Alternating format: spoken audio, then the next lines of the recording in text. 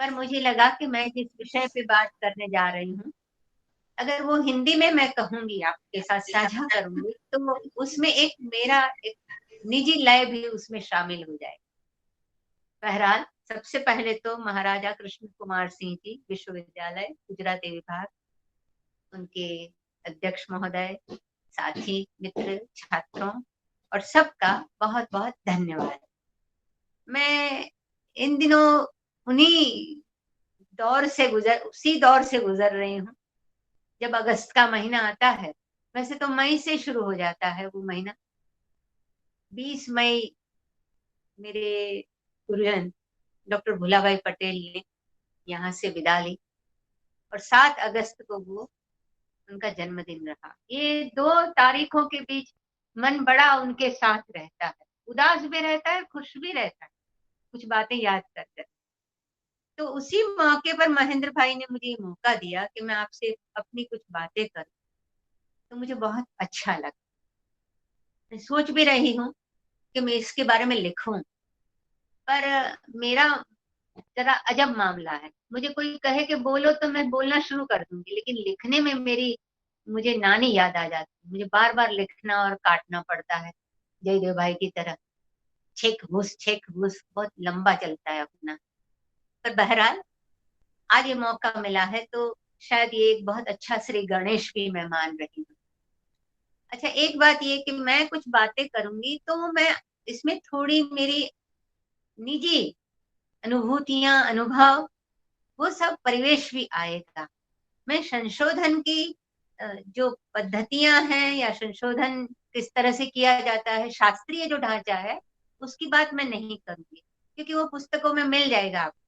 पर मैं किस राह से गुजरी, उस राह पर कैसे कैसे पड़ाव आए, उसकी बात मैं आपसे करूंगी। सबसे पहले तो एक बात मैं बता दूं कि एमए तक तो ठीक है, हालांकि एमए में भी जब तक आप ग्रेजुएट होते हैं तब तक आप एक अनाम छात्र होते हैं, लेकिन जब आप अनुस्नातक कक्षाओं में जाते हैं तब आप अपने गुरुजनों से बहुत ज्यादा करीब से जुड़ते हैं। 2 तरह से जुड़ते हैं, अच्छे ढंग से भी और दूसरे ढंग से भी। तो और उसके बाद पीएचडी जो है, वो तो ऐसा है कि गुरु शिष्य का अगर निजी संबंध बहुत समझ से, बड़े आदर से बना तो बना, वरना काम नहीं बना। मैंने ऐसा भी देखा है कि कुछ छात्र कई वर्षों तक डिग्री के लिए भटकते भी रहे हैं, थीसिस सबमिट करने के बाद भी। थीसिस हो रहा है उस समय भी गाइड के साथ जो जो होती है हद से, अगर आपने पढ़ा ही होगा मीरा याकी की डायरी, उसमें ये कुछ चीजें मैंने लिखी भी है। तो जिनके 7 जन्मों के पुण्य संचित होते हैं, तब उन्हें असली सदगुरु मिलता। एक पंक्ति मुझे याद आती है, वो शायद सुर संगम फिल्म की थी। साधो ऐसा ही गुरु भाव है। कैसा गुरु अच्छा लगेगा, मेरे लिए कौन योग्य है। राग रंग का भर भर प्याला, राग रंग, जीवन रस, जीवन सौंदर्य, राग रंग का भर भर प्याला पीवे, पहले खुद पिए और पिला। जो पिएगा वही पिला सके। तो मुझे ऐसा ही गुरु भाव है, और मैं इस अर्थ में परम भाग्यवान हूँ। मुझे कई बार अपनी किस्मत पर रश्क आता है, ईर्ष्या होती है कि मुझे इतने अद्भुत गुरु मिले। गुरु मेरे रहे डॉक्टर भूलाभाई पटेल। पर उसके पहले मैं ये बात बताना चाहूंगी कि मेरे जो कहना चाहिए कि एक गुरु वो रहे, मेरे पिताजी। जब मैं कुछ तीसरी या चौथी क्लास में रही होंगी, एक दिन उन्होंने मुझे कहा, अखबार दिखाकर, उसमें एक तस्वीर छपी, गुजरात समाचार આવતું એ દિવસોમાં અમારા ઘરે લખ્યું तो पीएचडी થયા। तो मुझे वो तस्वीर दिखाकर कहते हैं कि एक दिवस तारो फोटो आमा आवशे, आ रीते। मुझे नहीं मालूम था कि ये क्या बता रहे हैं। फिर मैंने पूछा कि क्या है, क्या बहु मोटा मोटी डिग्री छे। अच्छा, असल में मेरे घर में मुझे पढ़ाने का एक अभियान था। उसका कारण ये था कि मैं करीब 3 एक साल की थी, तब मुझे ल्यूकोडर्मा हो गया। मेरे शरीर पर सफेद धब्बे हो गए। तो माँ कहा करती थी कि इस लड़की को तो पढ़ाना ही पड़ेगा, इसको पढ़ाकर वो खुद अपने पैरों पर खड़ी होगी, तब जाकर कुछ होगा, पता नहीं इसकी शादी का क्या क्या ये सब। हालांकि वो एक बात ये भी कहती थी कि मेरी सबसे बड़ी बहन, जो इस समय होती तो 90 साल की होती, उनके साथ भी वैवाहिक जीवन में हादसा हुआ था। तो कभी कहती थी कि बड़ी के भाग्य में धब्बे थे, इसके शरीर पर है। अच्छा है हमको पहले सब पता कि हम इसे आत्मनिर्भर बना लेंगे। तो उनके मन में ये बात, पर मुझे कुछ नहीं पता कि ये मैं पीएचडी पीएचडी वगैरह क्या है। लेकिन एक है कि पढ़ने का शौक था, साहित्य बहुत पढ़ती थी, मेरी माँ भी पढ़ती थी और मैं भी पढ़ती। फिर स्कूल हुआ, कॉलेज शुरू हुआ। अच्छा, एसएससी था तो उस समय मैंने गणित रखा था अपने। पिताजी बैंक में थे तो एक उनका एक अधिकार था कि वो अपने ब्लड रिलेशन में किसी एक को नौकरी दिलवा सकते हैं। तो उन्होंने वो रिजर्व रखा था। मेरे 3 भाई बड़े, सब उनको बैंक में अलग अलग बैंकों में लगाया। वो खुद बैंक के बड़े अफसर थे। मुझे उन्होंने इस तरह से सुरक्षित रखा था कि कुछ नहीं करेगी तो बैंक में तो इसके लिए नौकरी है ही। पर मेरा परिणाम इतना अच्छा है मैट्रिक का कि मैं अपने सेंटर में फर्स्ट आई।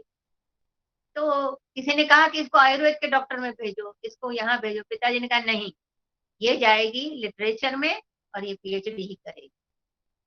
और मेरा सफर यहाँ से शुरू हुआ, एचके जैसा कॉलेज मिला।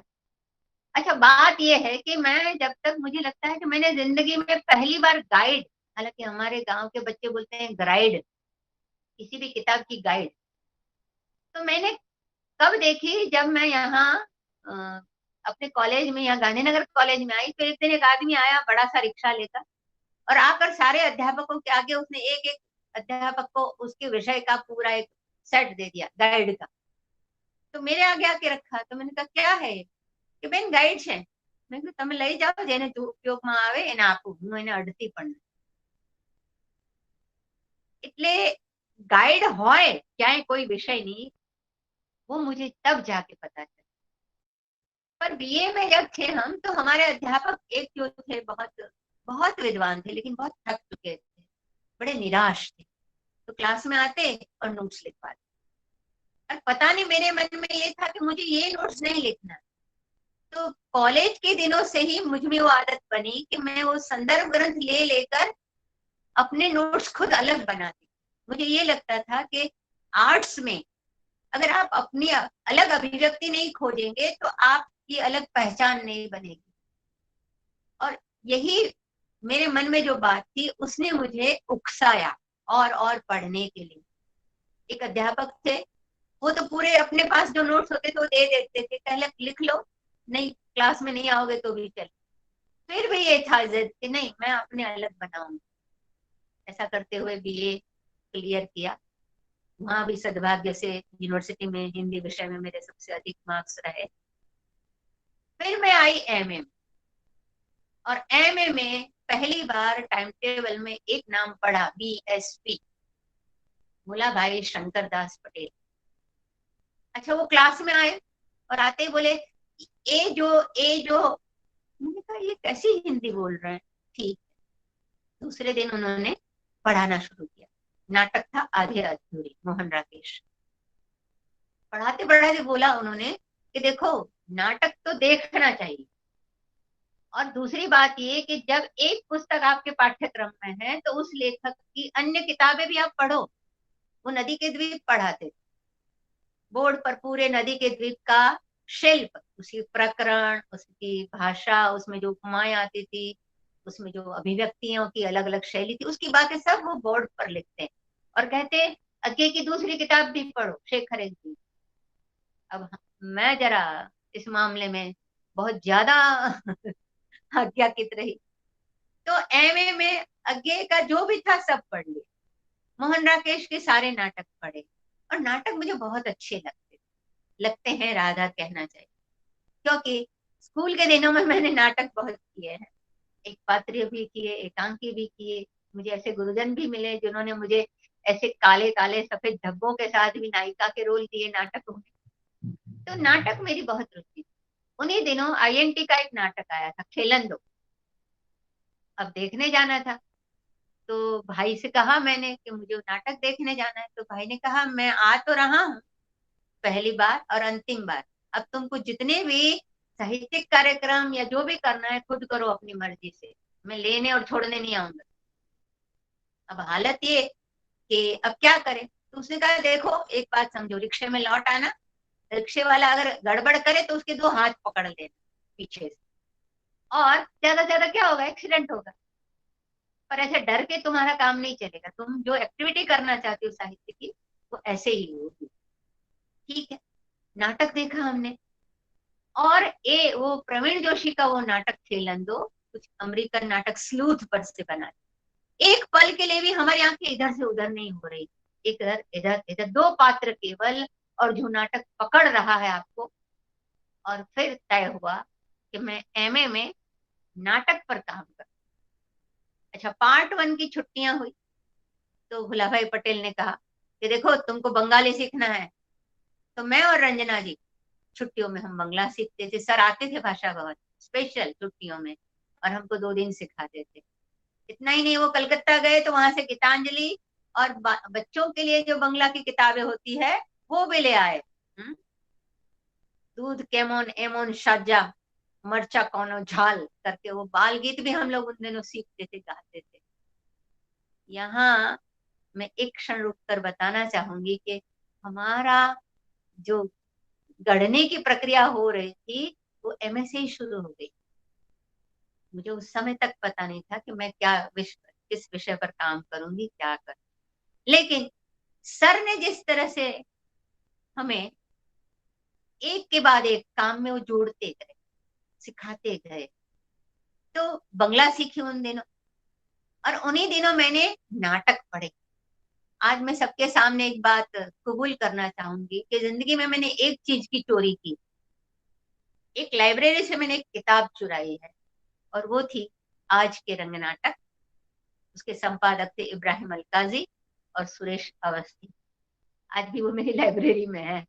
पर वो किताब मैं, किसी का दिल चुराना शायद इतना सरल नहीं था मेरे लिए, पर किताब तो मैंने चुरा ही ली। वो असल में मेरा दिल ही मैंने चुरा दिया। अभी अलकाजी गए हैं, तो तब से वो नाटक की धुन लगी। एमए पार्ट 2 में आए, मेरे जो अध्यक्ष थे विभाग के, उन्होंने कहा क्या करना चाहती हो। मैंने कहा कि मैं इस विषय पर काम करूंगी। किस विषय पर? नाटक पर।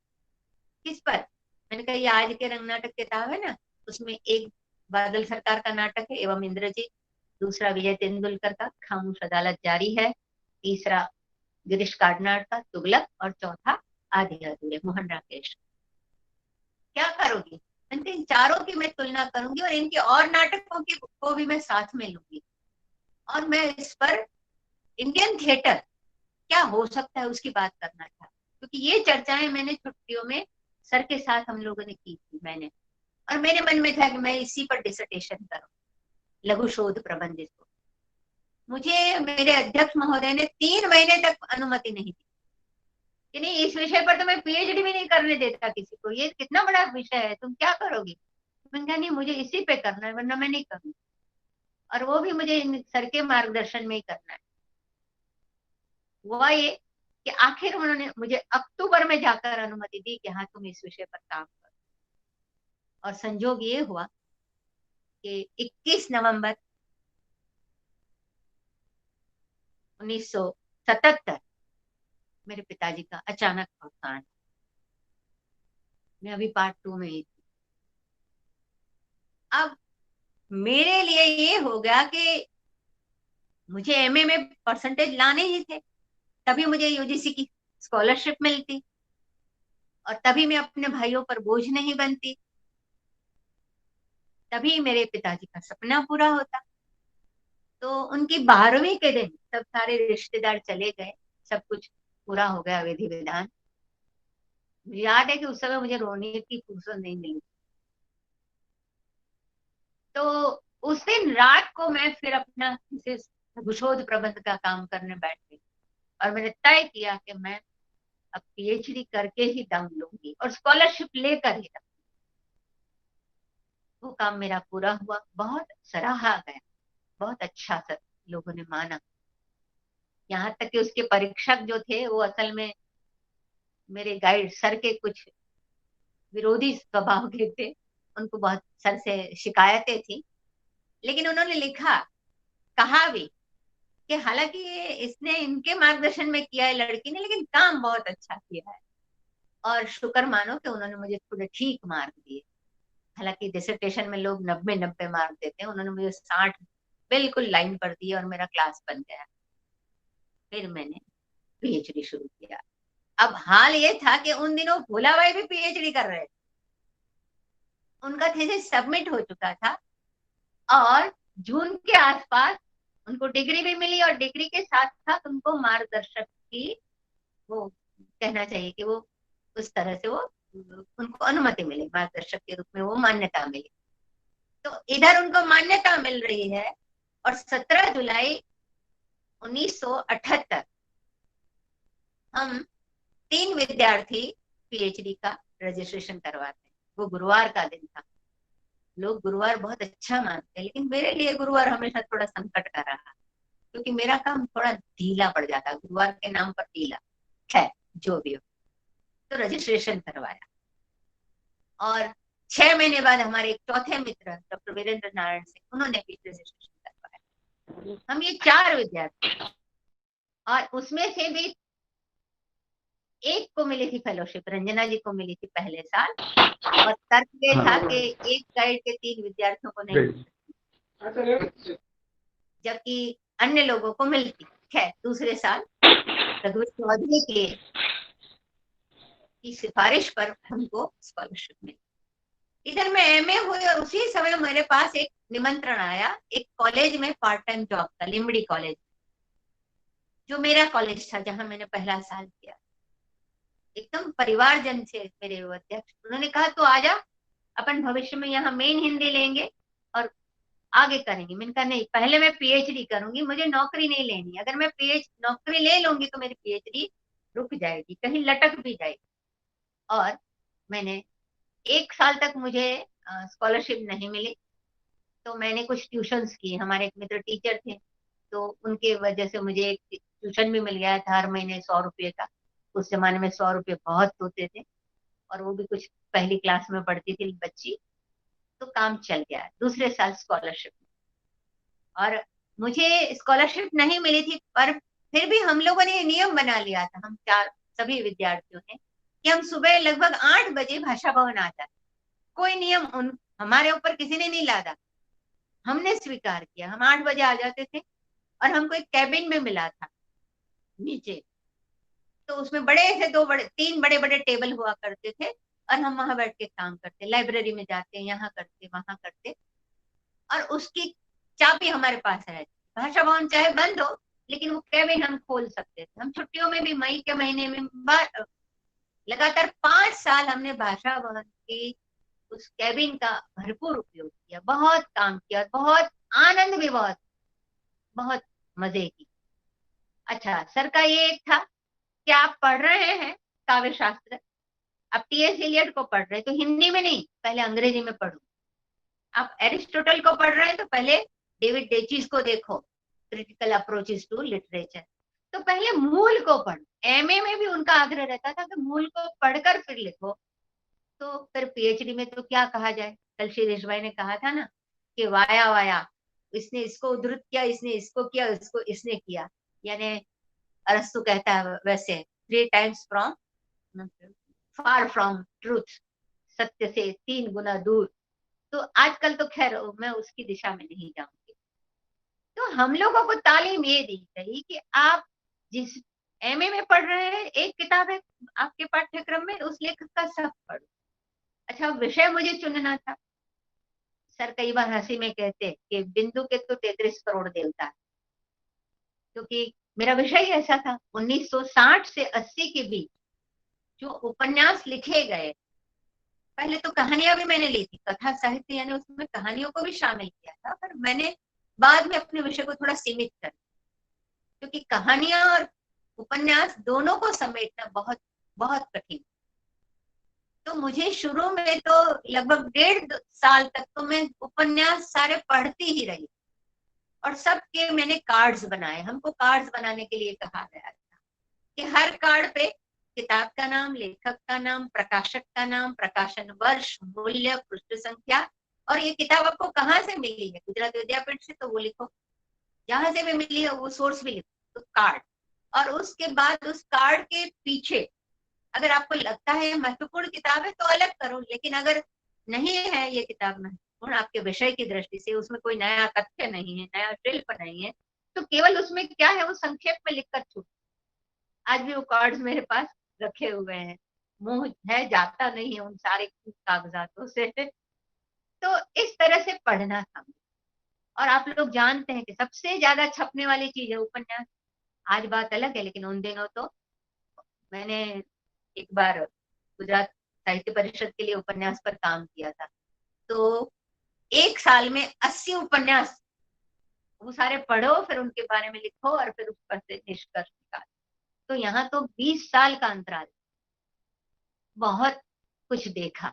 कई बार ये भी है कि कोई किताब आप 10 पेज पढ़ते हैं, आपको पता चल जाता है कि इसमें कोई दम नहीं, पर हाँ, जहां तक हो कुछ छूटना नहीं चाहिए। पहले से मान के मत चलो, मुख पृष्ठ देखकर तो मत ही चलो, उसके बारे में किसी ने समीक्षा लिखी है वो भी नहीं देखो, बाद में देखना है, पहले सिलेक्ट करो। मेरी प्रक्रिया ये थी कि मुझे उपन्यासों को पहले चुनना था कि किसमें नया तथ्य है, किसमें नया शिल्प का प्रयोग है। शिल्प यानी उसमें पॉइंट ऑफ व्यू किस तरह का है, उसमें भाषा किस तरह की है, उसमें किस प्रकार की टेक्निक का प्रयोग किया गया है, ये मुझे कहना है, देखना है। और विषय में भी यही था कि तथ्य यानी क्या, तो किस तरह का जीवन बोध है इस उपन्यासों में, इस उपन्यासों में किस प्रकार के नायक है, उनके आसपास का परिवेश कैसा है, और इनके जो संबंध है, खास करके स्त्री पुरुष संबंध की बात मैंने वहां ज्यादा केंद्र में रखकर बात की, तो उस पर मुझे अलग करना था। ये सब करते करते मैंने लगभग 50 उपन्यास अलग किए। अच्छा, उसके बाद हर उपन्यास को पढ़ना है और उसके बारे में पूरा विस्तार से लिखना है, पहले पेज से अंतिम पेज तक।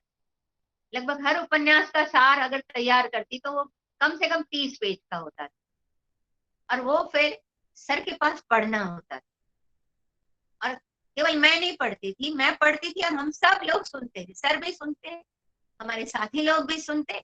तो आज मुझे पता है कि वो मृदुला जी ने हजारी प्रसाद जी पर काम किया तो वो क्या मुद्दे उन्होंने उठाए थे, रंजना जी ने शमशेर पर काम किया तो कैसे किया, वीरेंद्र नारायण जी कर रहे थे तो कैसे कर रहे थे, उन लोगों को मेरे थेसिस के बारे में भी सब पता है। यानी मेरे मित्र, वो हम सब एक दूसरे के विषय पर बात कर सके, इतने हमको सर ने लगातार सज्ज किया। वो बार बार कहते थे तो मैं चाहता हूं कि मैं अपने छात्र को कहीं भी फेंकू, वहां से वो वापस नहीं आएगा। और कभी उन्होंने हमको लड़की के रूप में ट्रीट नहीं किया। कोई भी लानी है चीज तो अगर कोई कहे कि रहने दो तुम, तो नहीं, वो जाएगी ले आएगी, इतनी मजबूत है वो, कुर्सी उठानी है तो वो खुद उठाएगी। ऐसा जरूरी है कि कोई भाई जाकर ये सब काम करे? सब काम करने, अकेले जाना है, अकेले यात्राएं करनी है, अकेले स्टडी टूर करने हैं, ये सब उन्होंने हमको सिखाया। तो मेरे जैसे जैसे एक एक उपन्यास पर मैं विस्तार से लिखती, उसका डिस्कशन होता, और फिर मुझे कहा जाता था कि अब इसको अलग रखो, इसका क्लासिफिकेशन करते जाओ। इस उपन्यास में स्त्री पुरुष संबंध है तो उसको अलग करो, इसमें जीवन बोध है, इसमें समूह नायक, मैंने एक नई विभावना कॉइन की कि आंचलिक उपन्यास जो है उसमें एक प्रदेश पूरा का पूरा जिसको हम जानपदी उपन्यास, उसमें एक प्रदेश केंद्र में होता है। सारे के सारे चरित्र, सारी की सारी घटनाएं, सारी की सारी परिस्थितियां उस कोलाज को एक आकृति देती है, और उसमें से एक चेहरा उभरता है, उसको मैंने समूह नायक संज्ञा दी। और नायक, अच्छा, नायक की हालत ये है कि अब नायक है कहाँ? कोई नायक नहीं है, क्योंकि कोई ले जाने वाला है ही नहीं, सब पीछे पीछे चलने वाले लोग ही हैं। तो एक हीरो, एक एंटी हीरो, और एक ए हीरो, अनायक, न वो अच्छा है न बुरा है, उसके हाथ में मानो कोई परिस्थितियां ही नहीं है। और कई बार वो अस्तित्ववादी दर्शन का मारा हुआ भी है। बहुत कुछ इस तरह की चीजें उसमें थी। और स्त्री पुरुष संबंध की बात मुझे करनी थी। तो हमने अभी तक तो देखा है स्त्री पुरुष संबंध को, और ज्यादातर उपन्यास जो है वो प्रेमी और प्रेमिका के बीच की कहानियों पर ज्यादा लोकप्रिय रहे। कभी कभी उसमें प्रणय त्रिकोण भी आए, दो स्त्री और एक पुरुष, दो पुरुष और एक स्त्री। लेकिन ये जो उपन्यास थे उसमें वो तीसरा जो तत्व है वो कहीं दिखाई नहीं दे रहा है। कौन है ये तीसरा? हो सकता है उन दोनों में से किसी एक का अहंकार हो, अहम हो सकता है कोई परिस्थिति हो सकता है कोई ऐसी एक घटना हो। और कभी कभी प्रेम संबंध ऐसे भी कि बस 3-4 दिन के लिए मिले या फिर बिछड़ गए। लेकिन वो 4 दिन जो है, days of longing, Nirmal Verma का उपन्यास वे दिन। तो स्त्री पुरुष संबंध के अलग अलग स्तर, और उसमें किस तरह की संकुलताएं आती गई समय के बदलने के साथ साथ, उसको मुझे चर्चा करनी थी। तो इस तरह के उपन्यासों का मैंने वर्गीकरण किया। अच्छा, शिल्प की बात जब करनी है तो मैंने देखा कि शीला रोहेकर जो है, उनका एक उपन्यास है दिनांत। वो मनोवैज्ञानिक उपन्यास, उसमें एक नायिका है, उसकी बचपन की सारी स्मृतियां, और वो भी टूटी फूटी, और उन स्मृतियों को प्रस्तुत करने में वो जो भाषा का प्रयोग करती, कई जगह पर क्रिया नहीं होती, कहीं कर्म नहीं होता, कहीं कर्ता नहीं होता, टूटे अध टूटे वाक्य, टूटी कुछ इमेजेस, कुछ प्रतीक, इस तरह से वो पूरा गद्य रचती। कृष्णा सोबती, अच्छा उनकी भाषा शैली देखिए तो ऐसा लगेगा कि वो एक वाक्य को बकायदा ब्यूटी पार्लर में बैठाकर उसका वो मेकअप कर रही है, उसके नए नक्श उकेर रही है, ऐसी उनकी शैली। अच्छा, निर्मल वर्मा लिख रहे हैं, उनकी भाषा कैसी? एकदम कल्पन प्रधान, बिंबात्मक। कि हवा चली तो हवा कैसे चली? तो हवा, पहले हवा के चलने से पत्ते लहराए, फिर वहां पर झंडियां खड़ी थी, वो थोड़ी हिली, फिर यूं गई, फिर यूं गई, यूं गई।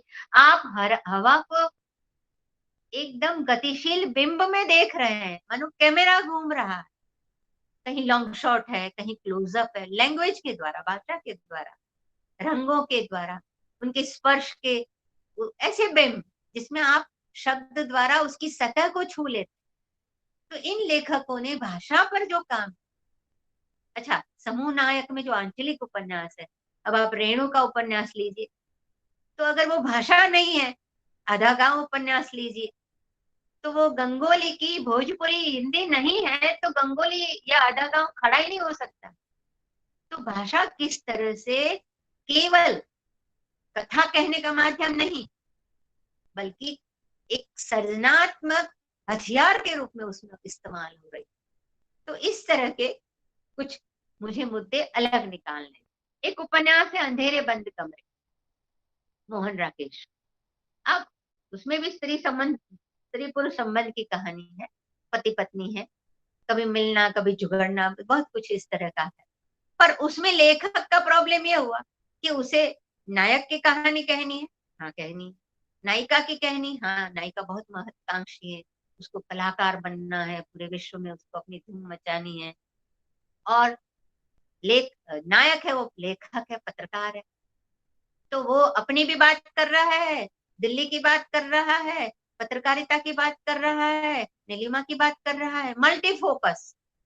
तो आप पूरे उपन्यास को, बात वो पूरा मल्टीफोकल होने के कारण पूरा उपन्यास आप तक पहुंच ही नहीं पाता। मल्टीफोकल समूह नायक में भी है, जानपदी उपन्यासों में भी मल्टीफोकल होता है, लेकिन उसके द्वारा एक आकृति बनती, यहाँ तो सब बिखर जाता है। तो किस तरह से पॉइंट ऑफ व्यू के सिलेक्शन से एक रचना एक सार्थक और सफल रचना बनती, उसकी बात भी मुझे करनी।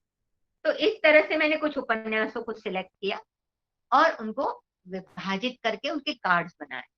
उसके बाद मेरा काम शुरू हुआ। उन्हीं दिनों कुछ, आप जानते हैं कि पीएचडी में परीक्षा नहीं होती। शुरू शुरू में सर हमसे हर हफ्ते हमारा हिसाब लेते थे, क्या पढ़ा। तो रोज हमको लिखना पड़ता था डायरी में कि इतने बजे आए, लाइब्रेरी गए, आज ये पढ़ा, उसमें ये लगा, ये वो, ये भी काम हमको दिखाना। उस बीच एक काम ये भी होता था कि कभी कुछ अनुवाद का काम है तो चलो इतना करो, वो भी हमें करना होता। भाषा भवन में परिसंवाद हो रहे हैं तो चलो आयोजन में आ जाओ, आपको पूरी अज्ञे जी के पूड़ियाँ भी बेलनी है, इला डालमिया को लेकर शॉपिंग में भी जाना है, और व्याख्यान भी सुनने हैं, उनकी रिपोर्ट भी तैयार करनी है। तो हर तरह से उन्होंने हमको ऐसा तैयार किया कि अगर संचालन भी करना है, व्याख्यान भी देना, एमए के व्याख्यान लेना, एमए में जा रहे हैं व्याख्यान लेने, शेखर एक जीवनी पढ़ा रही हूँ और पीछे की बेंच पर सर बैठे हैं, कैसे पढ़ा रही है। और बाद में निकल के कहते, अरे तू तो हूँ बड़ा मुझे मत बढ़ावे। हमने कहा अब हमने आपको इतना आत्मसात कर लिया है तो हम आपसे कैसे अलग हो सकते हैं। तो ये सब साथ साथ हो रहा है। अच्छा, साहित्य परिषद की जो भी प्रवृत्तियां हो रही, आपको जाना है, ज्ञान सत्र में जाना है, ग्राम भारती में हुआ ज्ञान सत्र, जाना है, अधिवेशन हुआ, समूसरा हुआ, पढ़ रहे हैं, जा रहे हैं, तो साहित्य के ही वातावरण में जी रहे हैं। दिनेश हॉल में पहला एक कवि सम्मेलन अटेंड किया था, सुरेश दलाल जो थे उसके संचालन में, और उसमें रमेश पारेख ने कविता पढ़ी थी, कागड़ो मरी गयो। मुझे याद है उस दिन रात को हम लोग हॉस्टल में रुके थे, तो ऑटो रिक्शा में सर हमको लेकर आए, हमको छोड़ कर गए।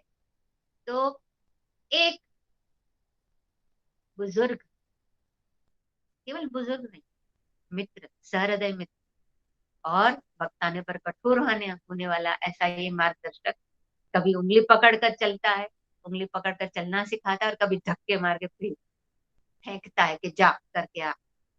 तो ये बात मैं बार बार दोहराती हूँ कि गाइड और छात्र का संबंध जो है वो पीएचडी में एक बहुत अहम भूमिका निभाता है। दोनों के बीच अगर एक बौद्धिक वेवलेंथ, आप कहेंगे कि गाइड की बराबरी छात्र कैसे कर सकते, बात सही है आप, पर गाइड जो कह रहा है उसको समझने की क्षमता थोड़ी भी अगर छात्र में है तो धीरे धीरे छात्र बढ़ता है। और हमारा काम तो यही है ना, गाइड का काम ये है कि वो उसको थोड़ा सा और ऊपर ले आना। वो जहां है वहां अगर रहा थीसिस करने के बाद भी तो क्या मतलब, डिग्री तो कहीं भी मिल जाएगी। और अब तो डिग्री करना जरूरी भी हो गया है क्योंकि नौकरी तभी मिलेगी।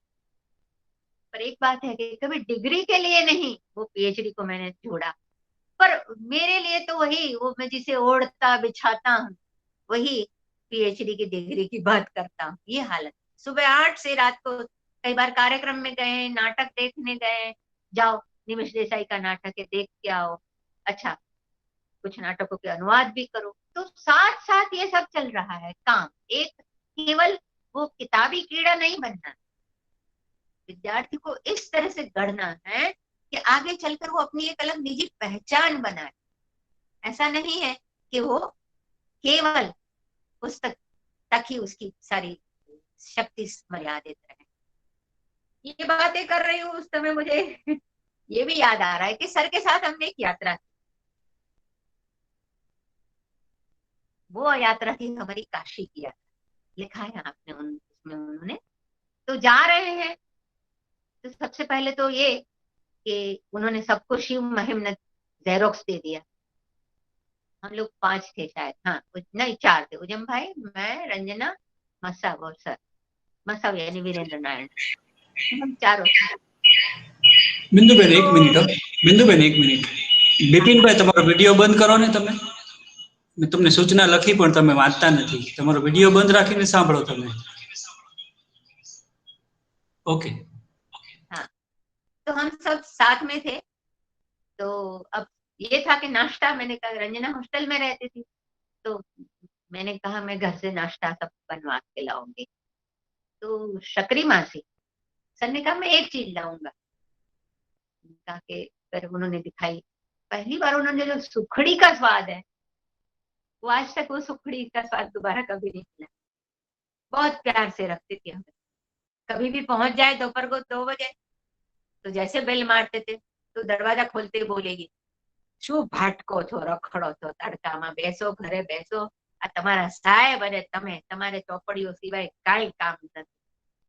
ऐसा कहकर घर में लेती, ठंडा पानी पिलाती, फिर पूछती શું ખાવું છે, ખુશી થઈશું ખુશી उनको हाँ मासी रोटलो खाओ आगे चल। तो माँ जैसी वो मासी। तो आप देखिए कि गाइड का परिवार किस हद तक जुड़ता है हमसे। पूछो शरीफा से। शरीफा अभी माड़ी को याद करेगी। शिरीष भाई की पत्नी को वो माड़ी कहती, चंद्रिका बहन। तो गाइड के साथ छात्र का संबंध पूरे परिवार के साथ जुड़ा। तो सुखड़ी खाई और रास्ते में सबको कहा कि चलो शिव महिमा लो और सबको इसमें से याद करना है। अब हुआ कि किसी ने याद नहीं किया, एक मैंने याद किया, एक श्लोक, ज्यादा तो नहीं हो पाया। मंदिर में जा रहे हैं, इतनी भीड़, ऐसी भीड़ कहाँ बोलूं मैं। मैंने कि बिंदु बोल पहले श्लोक। मैं सर हमें तो धक्का इतना लगा गया, अब क्या करूं। उन दिनों वो विदिशा की भूमिका लिख रहे थे। हमने गंगा में नौका विहार किया, हमने उनकी उनके साथ वो सब देखा। हमको पहली बार पता चला कि यात्रा क्या होती है। गाइड केवल किताबों के बारे में बताता नहीं है, जीवन के बारे में भी बताता। वो कह रहे हैं कि चलो सूर्योदय देखने चलते हैं गंगा किनारे, चलो शाम को नौका विहार करेंगे। अच्छा गंगा में तो नहाना ही पड़ेगा। इस मामले में मैं और सर दोनों समान थे। हम दोनों को जैसे ही नदी दिखती हमको तुरंत नहाने का ही विचार आता। तो ये सब चीजें उनके साथ हमने सीखी। वहां अखिल भारतीय हिंदी सम्मेलन, वहां की वाराणसी विद्यापीठ। अब वहां के तो सब, आप उसकी कल्पना ही नहीं कर सकते कि उनके आयोजन क्या होंगे। आयोजन ही नहीं होते थे। पर वहां सुबह सुबह गए हम दोनों लड़कियां, तो सर को चिंता, देखो चिंता मत करो, पहले नाश्ता कर लो, ये कर लो, वो कर लो। ऐसे बच्चियों की तरह वो हमें संभाल रहे। फिर हम लोग गए लमही प्रेमचंद के घर। वहां बैठकर हमने प्रेमचंद की बातें की। वो सुन बोलते थे, हम सुनते थे। एक था कि हमें एक ही हम लोगों को पता था कि जो सर कहते वो कर, बस हमने वो गांठ बांध ली। शाम को वो प्रसाद, जयशंकर प्रसाद के घर हम गए। वहां उनके बेटे, भूल रही हूँ नाम उनका, उन्होंने सबको बुलाया, सब कवियों को बुलाया था, महादेवी जी भी थी। तो उनके साथ ये सब देखा तो हमारे तीर्थ स्थान बदल गए उनके कारण। उनके कारण हमको पता चला कि लेखकों के आसपास का जीवन, लेखक से जुड़ी हुई सब चीजें कितनी महत्वपूर्ण होती है। ये सारा पीएचडी के दौरान हो रहा है। एक बार हुआ ऐसा कि करीब 3 एक महीने हो गए मैंने कुछ नहीं लिखा, और कुछ स्थितियां भी ऐसी थी मेरी कि मैं नहीं लिख पा रही थी। तो जरा चेहरा गंभीर करके बोले, शू लावी आजे। मेरे साथ गुजराती में ज्यादातर बोलते, નથી થતું જો આ નવેમ્બરમાં 1 મહિને का 7 મહિને, આ નવેમ્બર પહેલા જો તું નહીં આપ તો પછી આપણે પીએચડી નથી કરતું।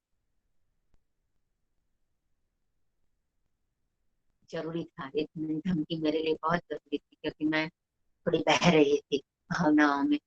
मेरे लिए वो ठीक नहीं था, और समय आने पर वो डांट भी लेते। उनका, वो बोलते नहीं थे, उनका चेहरा तुरंत बदल जाता था कि ठीक नहीं हुआ। और हम तो मानो सर की निगाह कहाँ जा रही है, वो क्या कह रहे हैं, क्या बोल रहे हैं, सिर्फ उसी में हम लोग मग्न रहते। और उसी के द्वारा हमें वो, अच्छा वर्षा आ रही है, पहला दिन है आषाढ़ का एक दिन, चलो आज मेघदूत पढ़ना है। नीचे आएंगे कैबिन में और हम लोग साथ में वो बोल पढ़ाते थे, पढ़ते थे, बोलते थे, हम सुनते। आज भी जब भी आषाढ़ का पहला दिन आता है तो वो शाम एकदम सामने आता। अच्छा किसी बार क्या करते थे कि कुछ अभी अभी नए कवि आए, उनके नए कवि काव्य संग्रह है, चलो पढ़ो, इसमें से चुनो और इसके बारे में बात करो। अब मैं उपन्यास पर काम कर रही हूँ, मुझे कविता पर बात करनी सीखो। केवल एक विषय पर नहीं बैठना है आपको, काम आगे और भी करना। तो ये सारे पीएचडी की प्रोसेस जो है, उसमें एक बात ये हुई कि 83 में सर को शांति निकेतन जाने का निमंत्रण मिला, और हमारी तो जान निकल गई, लेकिन हम बोल नहीं पाए। हमने कभी उनके आगे अपने आप को व्यक्त ही नहीं किया। इतना ही नहीं, लोगों के सामने भी व्यक्त नहीं किया। वो बड़वन जानी कई बार कहते थे કે તમે લોકો તો ભોળાભાઈ ના બહુ નજીક છો, પણ જયારે જાહેરમાં હો છો ત્યારે એવું જ લાગે જાણે ભોળાભાઈ તમે ઓળખતા જ નથી। અમે કહીએ કે અમને સર મળે છે, અમારે શું કામ જાહેરમાં સર સાથે સમય શોધવા જવાની જરૂર? કભી કભી कुछ लोग कहते थे कि भोला भाई તમે તમારા વિદ્યાર્થીઓને બહુ સમય આપો છો, તમારો समय આપો છો એમ. पर वो हंसते. मुझे लगता है उन्होंने जो समय दिया था वो वाकई थोड़ा सा तो सार्थक कर पाए हैं, बहुत ज्यादा तो नहीं, लेकिन ऐसा लगता है कि अभी भी गुरु ऋण तो बहुत कुछ बाकी है देना. अच्छा, एक बात हमारे साथ ये थी कि हिंदी में हमारे यहाँ तो हर कवि महाकवि होता है, और जो भी लेखन है उसमें अगर आपकी संस्कृत निष्ठ हिंदी, उसमें विशेषणों के बोझ से लदी हुई भाषा नहीं होगी तो वो शोध की भाषा नहीं है. शोध की भाषा तो वही होगी. दूसरी बात ये कि आप विषय चुनते हैं, जैसे आपने अद्यतन हिंदी उपन्यास ऐसा विषय चुना, तो मुझे शुरुआत कहाँ से करनी है? सबसे पहला प्रकरण होगा साहित्य की परिभाषा, दूसरा होगा साहित्य के प्रकार, फिर तीसरा होगा उपन्यास, फिर उपन्यास के प्रकार, फिर उपन्यास के का विकास, फिर आते आते मुझे अद्यतन उपन्यास पर आना होगा. मतलब 600 पेज से कम नहीं होना चाहिए आपका थीसिस, कम से कम 600 पेज. अच्छा, उसके बाद ये कि आपको यूजीसी फेलोशिप मिल रही है तो आपको गाइड का काम भी करना है. वो कोई किताब लिख रहे हैं, कोई कविता, वो कुछ काम कर रहे हैं, तो वो भी आपको करने हैं. यहाँ तक कि कई बार उनके बच्चों को भी देखना होता है. ये सब काम बहुत करने पड़ते हैं छात्रों से जो वसूल किया जाता है, और कभी कभी उनका शोषण भी अलग तरह से भी होता है. दूसरा ये कि अगर आपका थीसिस सबमिट हो गया, आपका वाइवा भी हो गया, तो जिस दिन वाइवा है उस दिन आपको विद्यार्थी को एक भव्य होटल में पार्टी देनी है, गाइड को शाल्यार्पण करना है, माल्यार्पण करना है, और स्मृति चिन्ह भी देना है, और यदि हो सके तो सुवर्ण का. फिर परीक्षक को भी देना है. ये सब करना है, तब जाकर आपका ये कर्मकांड पूरा होगा. पीएचडी कुछ ऐसे गाइड हुआ करते हैं, वो देखते थे कि छात्र किस परिवेश से आ रहा है, अगर सुखी परिवार का है तो ठीक. तो ये सारी परंपराएं हमारे हिंदी में थी. इसको तोड़ने का काम भूलाभाई पटेल और रघु चौधरी ने किया. वो क्या करते थे, परीक्षक जिस दिन आते थे तो उन्हीं के घर ठहरते थे परीक्षक, और हम सब छात्रों को वाइवा के दिन सर के यहाँ भोजन का निमंत्रण होता. हमारी माँ से हमारे लिए मिठाई बनाती, और गुरु को तो हम कुछ नहीं दे पाए. तो इस पूरी पीएचडी की परंपरा को बदलने का काम, कहना चाहिए कि भोला भाई के हाथों और हमारे माध्यम से हुआ. पीएचडी के छात्र जो है वो केवल डिग्री धारक नहीं है, केवल वो रजिस्टर्ड विद्यार्थी नहीं है, वो मार्गदर्शक के साथ उसका एक अनुबंध बना रहता है. और हाँ, एक बात वो ये भी थी कि कई बार मैं लिखती, बार बार लिखती, फिर वो कभी कभी हंसते कि હવે આને ફાઇનલ રાખ, નહીતર તું પછી ભોગીલાલ સાંડેસરા જેમ તારું ક્યારે પૂરું જ નહીં થાય, તું આ રેફરન્સ માંથી આમાં જાસ, આમાં જાસ, આમાં जास. तो कई बार वो मुझे टोकते थे कि नहीं देखो ये इतना बराबर है, आगे आगे दूसरा सोचो, फिर तुमको और सूझेगा तो ठीक हो जाए.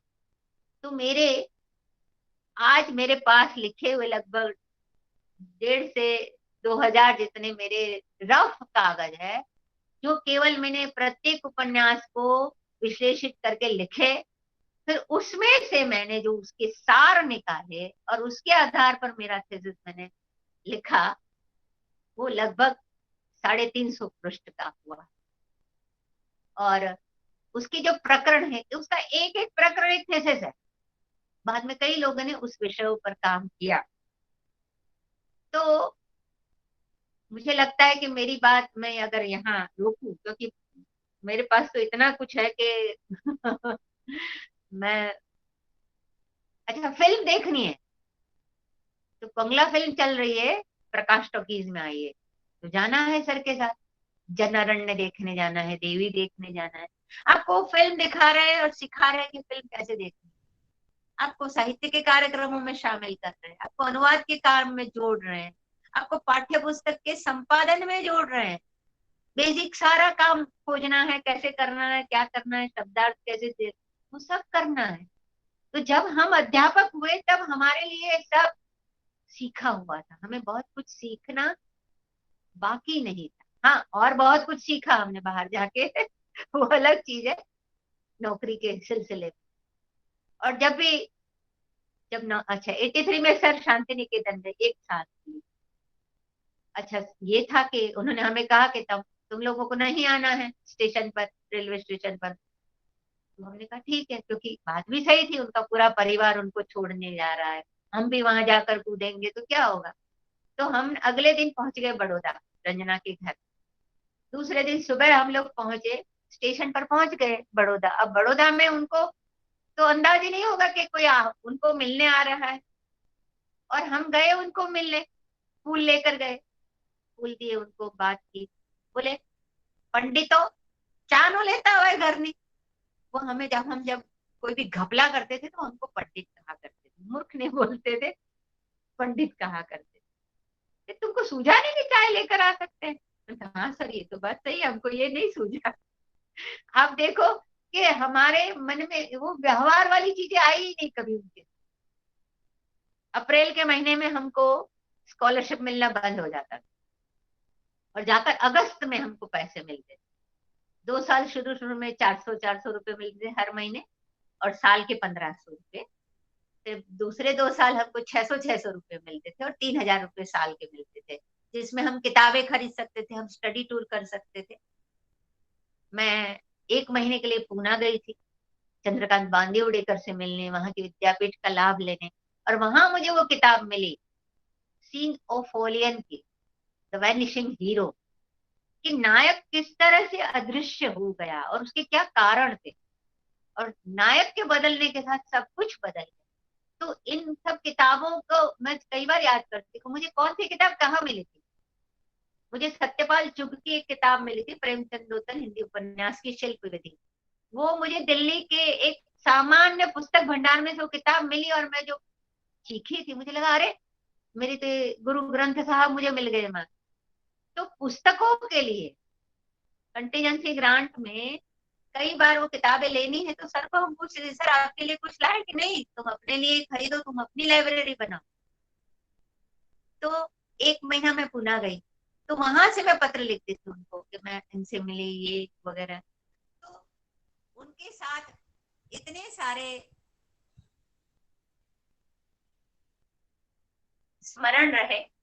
अच्छा वो कहीं जाते थे, वहां से वो पत्र लिखते थे, जो देखा हो उसकी बात करते थे। अच्छा पत्र तो भाषा भवन के पते पर आते थे, तो वो हम चारों को संबोधित होते थे, पर उस पर एड्रेस किसका है, जिसका एड्रेस उसके पास वो पत्र रहेंगे। तो सारे पत्र आज भी हमारे पास है। और कभी हमने हमारे पत्रों में अपना नाम नहीं लिखा, हम पत्र लिखते थे और नीचे लिखते थे हम यानी हम चार। ये बात अलग है कि समय बदल गया है, सबके रास्ते अलग अलग हो गए हैं, सबकी दिशाएं बदल गई है, सबकी सोच भी बहुत कुछ बदल गई है, सबके अनुभव भी अलग रहे ना, इसलिए वो बदलेंगे न। मैं ही बदलेंगे तो कैसे चलेगा, जीवन का नाम ही बदलना है। तो इस तरह से ये शोध कार्य, जिस दिन हमको गुजरात यूनिवर्सिटी की लाइब्रेरी में जाना होता था, उस दिन हम खास सिंथेटिक साड़ी पहन के जाते थे, कि वहां इतनी धूल होती थी, इतनी बेतरतीबी होती थी, सारी की सारी किताबें हमको लगभग वो खाक छाननी होती थी। और फिर हम क्या करते थे कि हमको काम की किताब मिल जाए तो जाकर हम बॉटनी के डिपार्टमेंट में रख देते थे, ताकि हमारी किताब इधर से उधर ना हो जाए। दूसरे लोग भी यही करते होंगे, ये सब पीएचडी के विद्यार्थियों के सारे कर्तव्य होते हैं। अब तो सुख हो गया है कि जाओ व्हाट्सएप कर लो, फोटो निकाल लो, किताब उठाने का बोझ ही नहीं है। लेकिन मुश्किल ये है कि आपने 4 पेज की फोटो निकाल ली, और वो 4 पेज तक आने से पहले लेखक ने क्या लिखा या उसके बाद क्या लिखा, ये जानना जरूरी नहीं है आपके लिए। ये किस तरह की संदर्भ सामग्री हम इकट्ठी कर रहे हैं, मूल किताब, उसके दर्शन, ये सब चीजें जो है आज भी कई बार होता है कि कई बार कॉलेज में अध्यापक किसी छात्र को भेजते, जाओ लाइब्रेरी से वो किताब ले आ। मैं कभी नहीं करती, मैं जाती हूँ। इस बहाने में मैं दूसरी 2-4 किताबों को छूती हूँ। मुझे मन होता है कि मैं उसको खोल के देखूं। अब समय इतना अलग लग रहा है कि पीएचडी के छात्र, मैं तो वैसे थोड़ी बदनाम भी रही अध्यापक गाइड के रूप में भी, कि बिंदुबेन बहुत मेहनत करावे छे, બધું બહુ વાંચવું પડે છે। तो पर ये है कि मेरे छात्रों ने मेरी बात मानी और मेरे साथ साथ वो भी, मैं भी करती थी उनके साथ और वो भी करते थे। तो ऐसे गुरुजन को पाकर ऐसा लगता है कि वो केवल 5 साल नहीं थे पीएचडी के, 5 साल जिंदगी के, जिंदगी की गठन के, जिंदगी को देखने के, साहित्य को देखने के एक एक पाठशाला थी वो।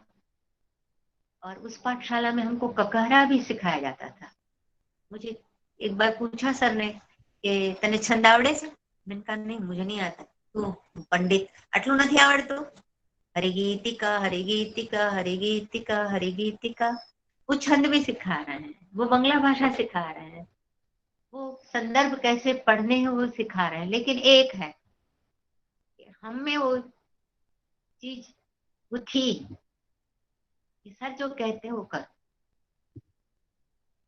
आज भी याद आते हैं उनको, जब पहली बार देखा था तो उनका वो मस्टर्ड येलो शर्ट, काली पैंट, पैर में बाटा बाटा की चप्पलें और माथे पर बार बार आती एक लठ। कई बार उनके साथ बैठकर लिखने का काम भी करती, तो वो कुर्सी पर बैठे होते और मैं सामने बैठी होती, तो कांच में मैं उनका प्रतिबिंब देखती रहती। तो कभी कभी लगता था कि क्या मैं सर के प्रेम में हूँ? हाँ, पर ये मेरा प्रेम जो है उसको नाम देना बड़ा मुश्किल है। वो मेरे क्या थे? मेरे पिता थे, मित्र थे, मेरी सहेली भी थे। एक उपन्यास था सूरजमुखी अंधेरे के, उसमें फ्रिजिड वुमन का प्रॉब्लम था। अब मैंने पढ़ा लेकिन मुझे बहुत समझ में नहीं आया कि क्या है। तो फिर मैंने उनके साथ चर्चा की कि सर ये फ्रिजिड वुमन का प्रॉब्लम क्या होता है। तो फिर उन्होंने बताया कि स्त्री की मानसिकता क्या होती है, पुरुष की मानसिकता क्या। उस समय एक बात कहूं कि कभी हमको उन्होंने ये नहीं एहसास दिलाया कि तुम अलग हो, तुम इंसान, लड़की लड़का, कोई भेद उन्होंने नहीं दिखा है, न व्यवहार में न विचार। कि मैं आत्मकथा तो नहीं लिखूंगी, मुझे मालूम है, पर ये मेरे जीवन का एक स्वर्णिम समय रहा। Paradise lost. Thank you. Thank you. આત્મકથા નહીં લખું એમ કરીને તમે જે વાત પૂરી કરી છે એને સાંભળનારા એક શરીફા, એને સાંભળનારા એને સાંભળનારા શરીફા બેન ત્યાં જોરથી બોલું? હા, જોરથી. હા, આત્મકથા નહીં લખું એમ તમે કહો છો, એને સાંભળનારા એક શરીફાબેન ત્યાં બેઠા છે અને મેં તમને એવું કહેતા સાંભળ્યા હતા કે શરીફાને કેવું છે કે તું આત્મકથા લખ. એટલે હવે અમારે તમને બેયને કેવું છે. પણ આ જે વાતો થઈ એમાંથી એકાદ બે પ્રશ્ન છાત્રોને પણ કંઈ પૂછવાનું હશે તો પૂછીએ. પણ એ પ્રશ્ન એવો છે કે તમારા અભિગમમાં એક, કેમ કે તમે ભોળાભાઈ પાસે ભણ્યા એટલે તુલનાત્મક દૃષ્ટિકોણ પણ તમારી પાસે છે.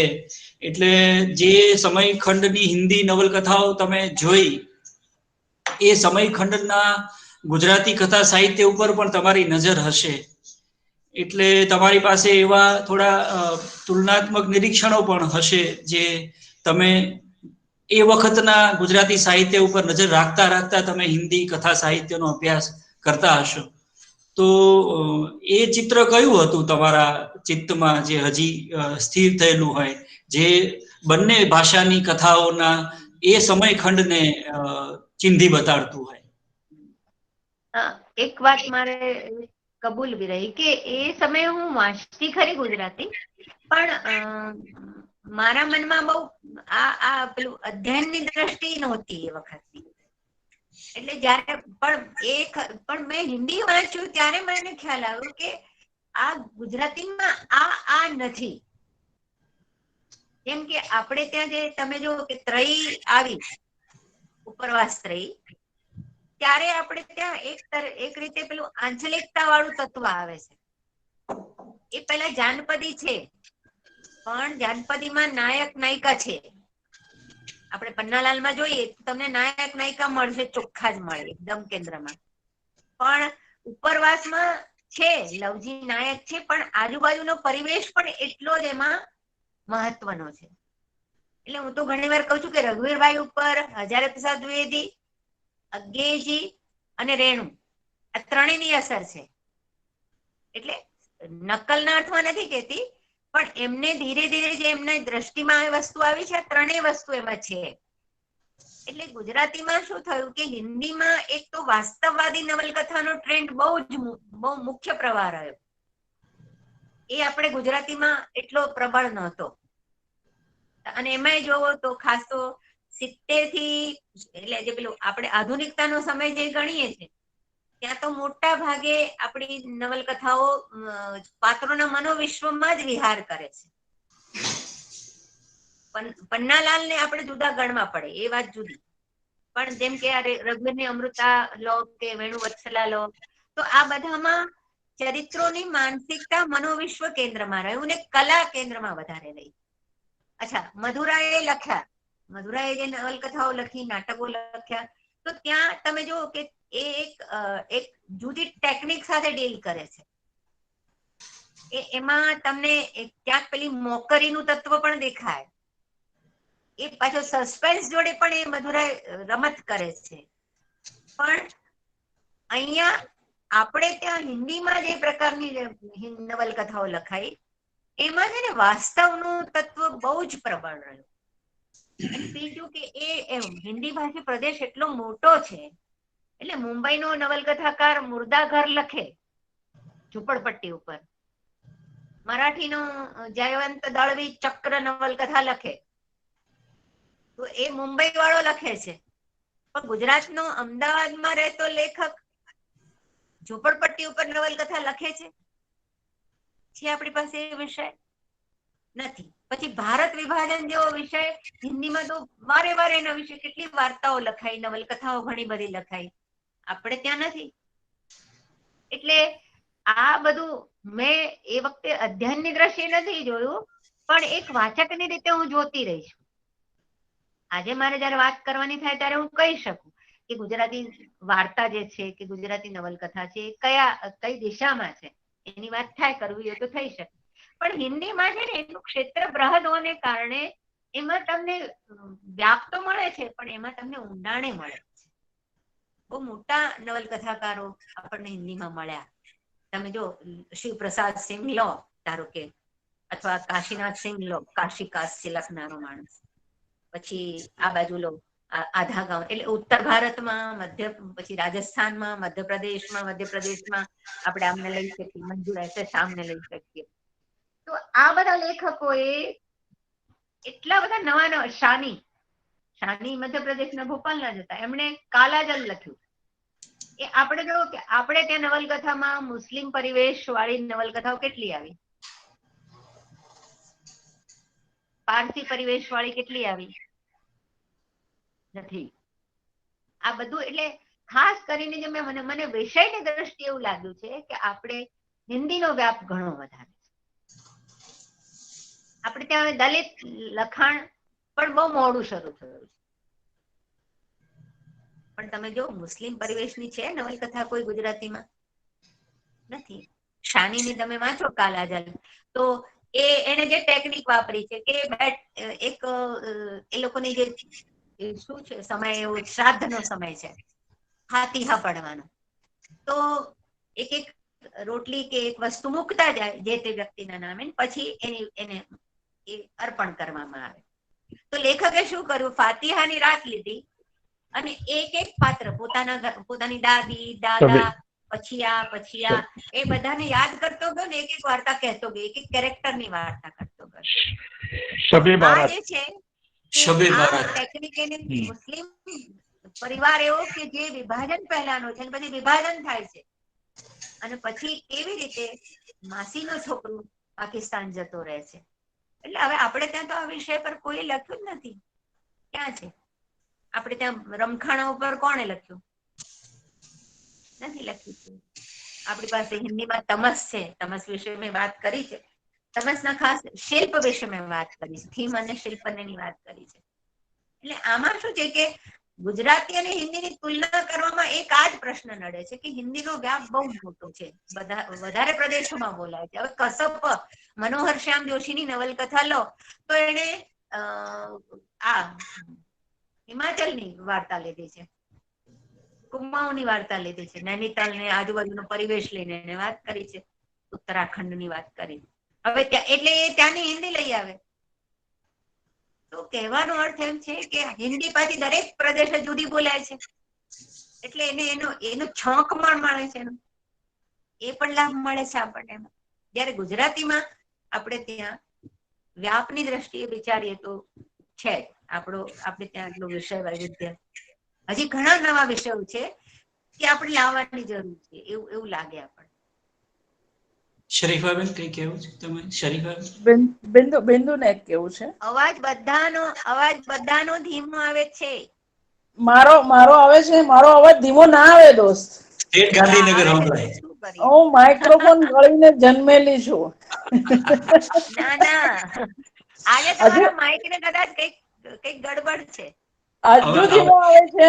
ના, આવે છે, બરાબર આવે છે, બરાબર આવે છે. ના, એટલે એક વસ્તુ જે હું તે દિવસે કહેવાનું ચૂકી ગઈ, આજે બિંદુમાંથી મને જે મળ્યું એ કે જે રીતે ભોળાભાઈ માત્ર પોતાના વિષય પર વાત નથી કરતા વિદ્યાર્થી સાથે, સમગ્રપણે એ ફિલ્મમાં જાય, એ સેમિનારોમાં જાય, એ જ્ઞાન સત્રમાં જાય, એ બીજું બધું વાંચે. એટલે આજે જયારે બિંદુબેન વાત કરે ત્યારે એક અધિકારી વક્તા વાત કરતા હોય, એને સમગ્ર કથા સાહિત્ય હિન્દીનું ખબર હોય, ઉર્દુનું ખબર હોય, બંગાળી ખબર હોય, એ જે શિરીષભાઈની પણ એ રીત હતી કે તમે બધું જ વાંચો. ત્યારે ભલે અઘરી લાગી હોય, પણ આજે ખબર પડે છે કે એ રીત જે માર્ગદર્શકની હતી એ બહુ જ સારી રીત હતી. પણ હવે જે ગાઈડ તરીકે આપણા અનુભવો છે કે આપણા વિદ્યાર્થીને જયારે આપણે વધારે વાંચવાનું કહીએ છીએ ત્યારે એને તકલીફ થાય છે. એ એના સીમિત જગતમાં જ કામ કરવા માંગે છે કે મને 5 નવલકથા, 4 વાર્તાકાર, 2 નાટ્યકાર, એનાથી વધારે વાંચવાની તૈયારી એ નથી બતાવતા. એટલે આપણા માર્ગદર્શકની આટલી બધી હિંમત ક્યાંથી આવતી હતી કે આપણને આટલું બધું કહેતા હતા કે આય વાંચો. એ હિંમત આપણામાં માર્ગદર્શક તરીકે કેમ નથી આવતી, એ પ્રશ્ન મને થાય હંમેશા.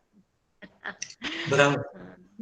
ના પણ શરીફા, આમાં છે ને આમાં એવું છે કે થોડી મારી એક વિદ્યાર્થીને એવું થયું કે એને સિનોપ્સિસ સબમિટ કરી અને પછી એક નાટક આવ્યું લેખકનું.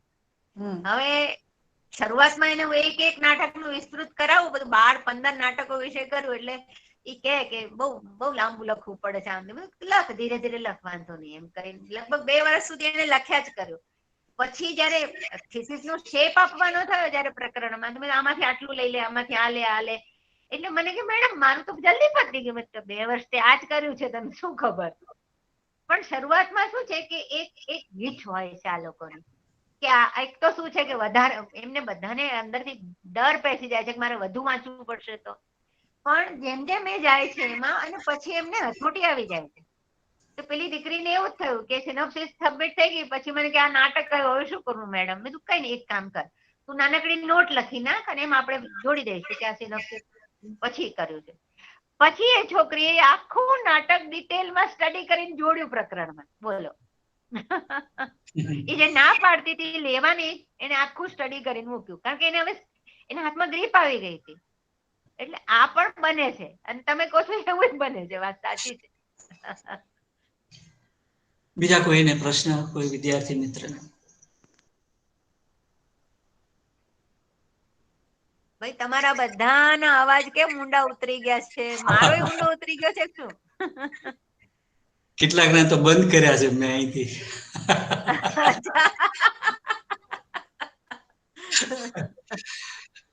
આજે રીના આભાર માનવાની છે. બિંદુબેન સાથે તમે આ 1 કલાક સિવાયના બીજા ઘણા કલાકો પણ વાત કરી શકો. એમના વતી હું તમને ખાતરી આપું કે તમે ક્યારેય પણ એમને તમારી કોઈ પૃચ્છા હશે, સાહિત્યિક પૃચ્છા, તો એ તમને જવાબ હંમેશા આપશે. બધા જ શિક્ષકો આપતા હોય છે એમ એ પણ આપશે. એટલે તમે તમારો એ સંવાદ પણ એક્સટેન્ડ કરી શકો. તમે તમારી વાત એમની સાથે તમે કરી શકો. આજે બહુ બધા મિત્રો સ્વજનો આ વાર્તાલાપમાં જોડાયા છે. એ બધાની હાજરી અમે અહીંયા વર્ચ્યુઅલી અને ઇમોશનલી અને સ્પિરિચ્યુઅલી પણ અનુભવીએ છીએ. એ બધાને અહીંયા હોવા માટે આભાર માનીએ છીએ. અને રીનાને હું વિનંતી કરું કે આપણા બધા વતી બિંદુબેનનો આભાર માને. રીના? આવે છે સર અવાજ? હા, આવે છે, બિલકુલ આવે છે. હા, નમસ્કાર. બિંદુબેન, શરીફાબેન, મહેન્દ્રભાઈ, વિપુલભાઈ, સનકભાઈ, નમસ્કાર. આજે મારા વ્યાખ્યાનનો 9મો દિવસ છે. જેમ જેમ આગળ વધતા જઈએ છીએ એમ બહુ રસપ્રદ વાતો. 9 is lucky for me. વાત બહુ રસપ્રદ રીતે આગળ વધતી જાય છે. બહુ મજા આવે છે. તમે જે છેલ્લે ડરની વાત કરી ને, કે એક ડર હોય છે, ભય હોય છે, એ આ બધી વાતો સાંભળવાથી અમારામાં એમ થાય કે હવે હિંમત આવતી થાય છે, આત્મબળ આવતું થાય છે. બહુ મજા આવી. તમે જે મૂળને પકડી રાખવાની વાત કરી, સાચી વાત છે કે મૂળને પકડી રાખીને કામ કરીએ તો આપણું કામ બહુ સરસ રીતે થાય. અને બીજું કહો તો તમે કાર્ડ બનાવવાની વાત કરી, પણ મને એક પ્રશ્ન છે કે કાર્ડ તમે અમને બતાવો તો વધારે અમારાથી સરળ રીતે કામ થાય. એના વિશે વધારે સરળ રીતે કામ થાય. હું ફોટો મોકલીશ મહેન્દ્રભાઈને. હા, કારણ કે 3જી 4થી વખત અમારી પાસે કાર્ડ ની વાત આવી કે અમે કાર્ડ બનાવતા, એના ઉપર લખતા, અને જે વાંચો છો એની સંપૂર્ણ નોંધ રાખવી. બહુ સરસ કામ થઈ શકે. તો આ ઉપક્રમે હું નિમિત્ત બની તમારો આભાર વ્યક્ત કરવા માટે. તો મહારાજા કૃષ્ણકુમારસિંહજી, ભાવનગર યુનિવર્સિટી, ગુજરાતી ભાષા સાહિત્ય ભવન, ભાવનગર વતી આપનો ખૂબ ખૂબ આભાર માનું છું. બહુ આનંદ આવ્યો. અને છેલ્લી વાત બેન, તમે જે માર્ગદર્શક સાથે બહુ કહેવાય ને કે ભાવુક થઈને વાત કરી કે હું શું માનતી એમ. અમારે ઘણી વાર એવું થતું MA કરતા ત્યારે કે સર કેવાને બદલે પપ્પા કહી દઈએ વાત કરતા કરતા. એ સમય મને બહુ યાદ આવી ગયો એમ. બહુ આનંદ થયો. આભાર, દિલથી આભાર. Thank you. Good, thank you Reena. મને પણ બહુ જ આનંદ આવ્યો. એટલે બિંદુબેન વાત કરતા હોય ને શરીફાબેન, ત્યારે બે વસ્તુનું એક બ્લેન્ડિંગ, એક મિશ્રણ થતું હોય, ઇમોશનલ અને રેશનલ. એ બેનું એક એવું સંતુલન ચાલતું હોય કે આપણને એમ થાય કે કોરી શાસ્ત્ર ચર્ચાઓ છે એને એ પણ આપણે માથે જ ચડાવીએ આપણા સરાખો પર, પણ જે એક ભીનું, એક જે બરાબર એક સ્નિગ્ધ પ્રકારનું જે એક વ્યક્તિત્વ એ શાસ્ત્ર ચર્ચાની સાથે જોડાતું હોય ત્યારે જે મજા પડે એ બિંદુબેન સાથે હંમેશા વાત કરીએ ત્યારે આપણે મહેસૂસ કરીએ. અને ભોળાભાઈ વિશેની કોઈ પણ વાત છે એ ગુજરાતના કોઈ પણ વિદ્યાર્થીને હંમેશા સ્પર્શે, અને એ આવા અધિકારી છાત્રો કહેતા હોય ત્યારે વધારે સ્પર્શે. એટલે આજે ઓલ ટુગેધર કથા સાહિત્યના શિલ્પ અને એના કથ્ય વિશેની વાતોની સાથે સાથે તાલીમનો જે મુદ્દો છે, અને મુસાફરી કરતી વખતે કેવી કેવી તૈયારી કરવી પડે, એ કોઈ ટૂર ઓર્ગેનાઇઝર તમને 10 જોડી કપડાં લેજો, કે ગરમ કપડાં આટલા લેજો, કે લંચ ભાથું આટલું બાંધજો, કે એવું બધું કે એવી કોરી યાદી નથી, પણ આમાંથી આપણને એક યાદી મળતી જાય છે, અને એ આપણને થોડીક મૂંઝવનારી પણ છે. કેમ કે હાથ ઉલાળતા બસમાં બેસી જવાની વાત આ તો છે નહીં. એટલે જેમ જેમ આ બધા આપણે વાત કરતા જાય છે, એમ આપણા માથા ઉપર જે વજન વધતું જાય છે એ હજી વધારે વધે એવી મારી પ્રાર્થના છે. અને તમે થોડાક દટાઈ જાઓ, એમાં થોડાક દબાઈ જાઓ, અને તમને થોડીક બીક લાગે એ જરૂરી છે. ડરના મના નહીં હે. Thank you. Thank you. આવજો Thank બધા. you, Saripal. જયદેવભાઈ આવજો, પ્રતીક્ષાબેન આવજો, બધા આવજો. Thank you. Thank you.